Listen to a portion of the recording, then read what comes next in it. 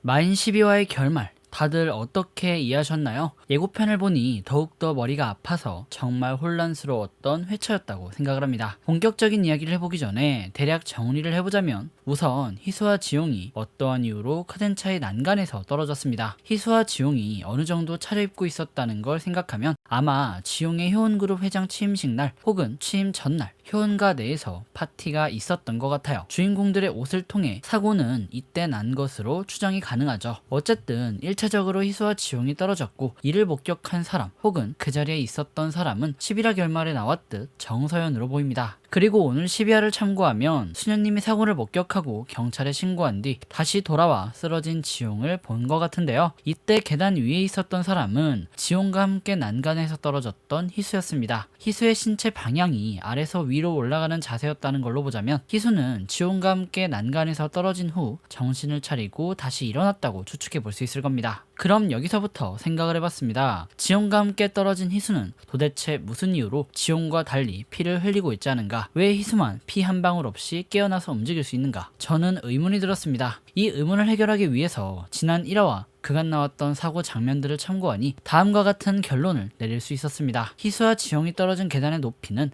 그리 높지 않습니다. 아무리 높아봐야 3m 정도로 보입니다. 그런데 지용은 피를 흘렸고 13화 예고편을 참고하니 죽었다고 합니다. 두 사람은 분명 같은 높이에서 동시에 떨어졌음에도 불구하고 지용만 죽은 이유가 무엇일까요? 저는 지용이 옆에 있었던 소화기가 해법이라고 봅니다. 13화 예고편을 보니 지용이 사망 이후 사건이 형사사건으로 분류가 되었는지 형사가 효원가에 찾아왔습니다. 즉 지용의 사인은 추락으로 인한 사고사가 아니라 둔기로 인한 살인인 것이며 11화 결말에 나왔듯 희수를 도와 지용의 머리를 친 사람은 바로 정서연이 아닐까 하는 생각이 듭니다. 더불어 11화의 결말 수녀님의 첫 사건 목격 시 쓰러져 있던 지용 곁에는 소화기가 있었지만 12화의 결말 수녀님이 다시 돌아왔을 땐 소화기가 없었던 걸로 봐서 계단을 오르던 희수의 손에 소화기가 들려있다고 추측해 볼 수 있으며 희수가 서연의 지문이 묻은 소화기를 인멸하려 했다고 의심해 볼 수 있을 겁니다. 즉 지용의 사망은 희수와 서연이 꾸민 일이라는 것이죠. 일단 이 부분은 좀 더 지켜보기로 하고 수녀님에 대한 이야기를 해봅시다. 엠마 수녀, 그 이름부터 엄마를 연상케 하고 드라마의 시작부터 지용이의 생모가 아니냐는 의심을 받아온 인물. 제가 생각해도 김미자는 절대 아닌 것 같은데 확실히 지용이와 뭔가 있는 인물임에는 틀림없어 보입니다. 실제로 지용이와 공통점이 있어요. 한지용은 남들 앞에서 보여주는 모습과 진짜 모습이 다릅니다.